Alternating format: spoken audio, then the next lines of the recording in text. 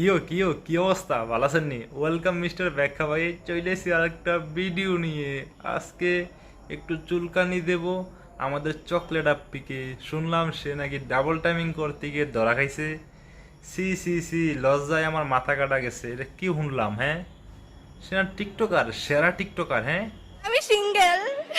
আমি সিঙ্গেল। হ্যাঁ, আমি সিঙ্গেল আমি single. Miss chocolate double timing করা ধরা খাইছে। টংটংতি জোরে মাঝখানে ধরা খেয়ে গেছে। এই সিঙ্গেল, তুমি এই সিঙ্গেল এখন তো দূরের লোক ধরা খাইছো, এনে তোমার সিঙ্গেল? হ্যাঁ, চুপ রাইয়া মনটা চাইতেছে না কিছু কমু না, কিছু কইলে আবার আমি খারাপ হইয়া যাবো। যাই হোক, কিছু কমু না। এ তোরা ভালো হইবি কবে? হ্যাঁ, তোরা বালা হইবি কবে?